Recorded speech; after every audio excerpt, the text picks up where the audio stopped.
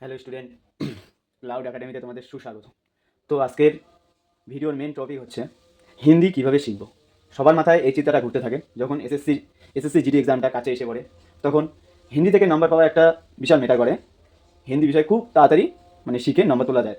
হিন্দিটা খুব সহজভাবে থাকে আর টপিকগুলো খুব কম। তাই হিন্দি কিভাবে শিখব, হিন্দি শেখার জন্য আমাদের মেন বিষয় যেটা জানতে হবে সেটা হচ্ছে বর্ণ। বর্ণকে কয় ভাগে ভাগ করা হয়? বর্ণকে দুই ভাগে ভাগ করা হয়। একটা হচ্ছে কি স্বরবর্ণ, স্বরবর্ণ, আর একটা কি ব্যঞ্জন বর্ণ, ব্যঞ্জন বর্ণ। এই দুইটা পার্ট তোমাদের ভালো করে জানতে হবে। প্রথমে কি শিখবো আমরা? স্বরবর্ণ, তারপর আসবো ব্যঞ্জন বর্ণে। তো স্বরবর্ণের যেসব বর্ণগুলি আছে সেগুলি দেখে নাও। যে স্বরীয়কে কীভাবে লেখা হয় হিন্দিতে, স্বরিয়াকে কীভাবে লেখা হয়, রস্বইকে কীভাবে লেখা হয়, রস্যকে কীভাবে লেখা হয়, সেটা একটু দেখে নাও।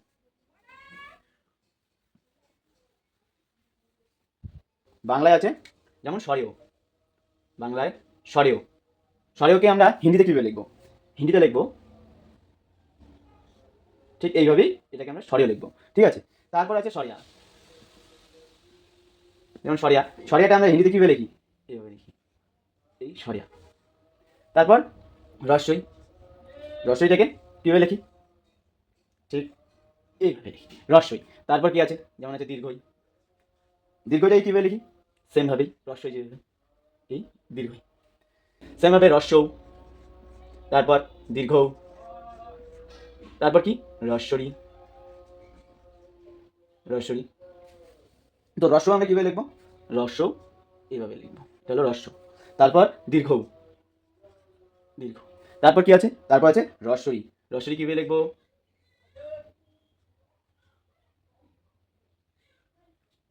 এই রস্য। তারপর দীর্ঘরি, দীর্ঘইটাকে আমরা কীভাবে লিখবো? দীর্ঘইটাও সেম ভাবে লিখবো, এটা তাহলে একটু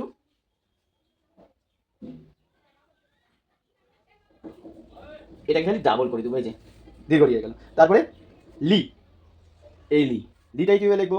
লিটাকে লিখবো ল, বাংলায় যেভাবে ল লেখো ঠিক সেমভাবেই লটার নিচে খালি এইভাবে দিয়ে দিও, হয়ে গেল লি। তারপর কি আছে? ডাবল লি, ডাবল লি। ডাবল লিটাকে কীভাবে লিখবো? এই লর মতো করে দিয়ে কি করবো? একটু দূরে, একটু দূরে এই জায়গায় ঠিক এইভাবে দেবো, এ, ওই, ও, ও। তো এটাকে কীভাবে লিখবো? এটাকে লিখবো এইভাবে, এ। তারপর ওইটাকে লিখবো এইভাবে, এটা হলো তোমার কি ওই। তারপর ওটাকে কীভাবে লিখবো? ওটাকে লিখবো এইভাবে, এটা হচ্ছে ও।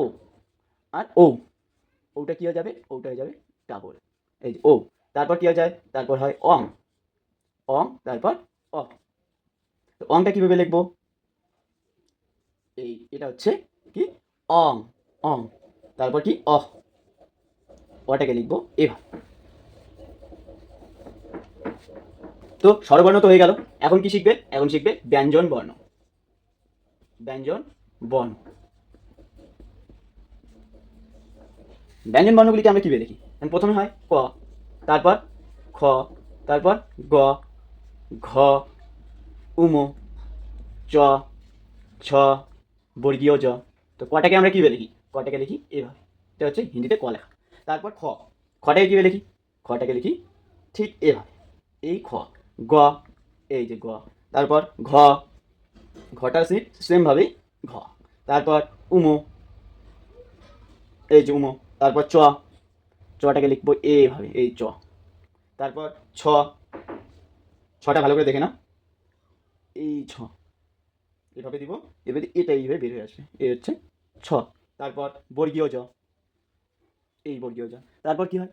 ঝ, ইয়, ট, ঠ, ড, ঢ, মূর্ধন্য ত। তো এখন আমরা কি লিখবো? ঝটাকে কিভাবে লিখবো? ঝটাকে ঠিক এইভাবে লিখবো, এটাকে এইভাবে বের করে দেবো, এই হচ্ছে ঝ। তারপর ইয়োটাকে এইভাবে লিখবো, এই হচ্ছে ইয়। ট, টটাকে কীভাবে লিখবো? টটাকে এইভাবে লিখবো, ট। তারপর ঠ, ঠটাকে ঠিক এইভাবে লিখবো, ঠ। তারপর ড, এই হচ্ছে ড। তারপর ঢ, তারপর মূর্ধন্য, এই মূর্ধন্য। তারপর ত, এই তটাকে এইভাবে লিখব, ত এরপরে কি হয় থ, দ, ধ, দন্তন্য, প, ফ, ব, ভ, থটাকে কিভাবে লিখবো, থটাকে এভাবে লিখবো থ। তারপর দটাকে কিভাবে লিখবো, এই যে দ। তারপর ধ, দ এর পরে কি হয় ধ, এই যে ধ। তারপর দন্তের ন। তারপর ফ, ব, তারপর ভ, তারপর কি হয় অন্তস্থ জ, বসনে র, ল, ব, তালবস্য, মূর্ধন্যস্ব, দন্তস্ব, মটাকে এভাবে লিখবো তারপর অন্তস্থ জটাকে এইভাবে লিখবো অন্তস্থ জ। তারপর বসনে র এই ল। তারপর তালবস্য, বাংলা যেমন হ লেখো ঠিক সেমভাবেই তালবস্য, এই দাগটা দিতে হবে তালবস্য। তারপর কি হয় তালবস্যর পরে মূর্ধন্যস্ব কিভাবে, মূর্ধন্যস্ব ঠিক এইভাবে এইখান থেকে একটা দাগ দিয়ে দিবে, হয়ে গেল মূর্ধন্যস্ব। তারপর দন্তস্ব, এই দন্তস্ব। পরে কি হ, যুতক হ। তারপর কি যুতক্ষর পরে ঢোসনে র, অন্তস্তীয়, খণ্ডক্ত, অনুস্বার, বিসর্গ, চন্দ্রবিন্দু। তাহলে হটাকে কীভাবে লিখবো, হটাকে লিখবো ঠিক এইভাবে, এখান থেকে এই যে হ। তারপর যুতক্ষ, দেখো যুতক্ষ, এই হচ্ছে যুতক্ষ। তারপর কি ডোসনে র, এই ডোসনে র। তারপর কি ঢোসনে র, এই যে ঢোসনে র। অন্তস্তীয়, খণ্ডক্ত, লিখবে, লিখে এইভাবে ঠিক নিচে একটা দাগ দিবে। অনুস্বার, বিসর্গ এইভাবে, চন্দ্রবিন্দু, এই চন্দ্রবিন্দু। তাহলে তোমাদের এই স্বরবর্ণ আর ব্যঞ্জনবর্ণটা ভালো করে শিখতে হবে। ম্যাক্সিমাম কতবার প্র্যাকটিস করতে হবে, ম্যাক্সিমাম 10 বার করে দেখতে হবে, দিনে 10 বার, 10 বার, 10 বার স্বরবর্ণ, 10 বার ব্যঞ্জনবর্ণ। 3 থেকে 4 দিনের মাথায় তোমরা এই অক্ষর সম্বন্ধে জ্ঞানটা হয়ে যাবে। মানে হ কীভাবে লাগে, যুতক্ষ কীভাবে, ডোসেন্দ্র কীভাবে লাগে, ডোসেন্দ্র কীভাবে, অন্তস্তীয়, খণ্ডক্ত, অনুস্বর, বিসর্গ, চন্দ্রবিন্দু, এই অক্ষরগুলো তোমরা শিখে যাবে। তো ফার্স্ট ক্লাসটা আমার এতটুকুই থাকলো, ঠিক আছে। তোমরা প্রথমে অক্ষরগুলো চেনো, ঠিক আছে। তারপর আমরা আবার শব্দে যাবো, এর মধ্যে আবার সংযুক্ত কিছু বানান আছে, সেটা তোমার জেনে নিতে হবে, নাহলে পরে গিয়ে আবার যখন উচ্চারণ করবে তখন তোমাদের ভুল হয়ে যাবে। তাই সংযুক্ত বানানগুলো শিখতে হবে। তারপরে কয়েকটি করে তুমি শব্দ শিখতে হবে, যেভাবে জুড়ে যেমন ছোটরা যেভাবে শিখে ঠিক সেইভাবেই শিখতে হবে। ল, কল, এইভাবে ঠিকভাবে এইভাবে শিখবো। তো পরবর্তী ক্লাসে আবার দেখা হবে, ঠিক আছে। সবাই সুস্থ থাকবেন, ভালো থাকবে, ধন্যবাদ।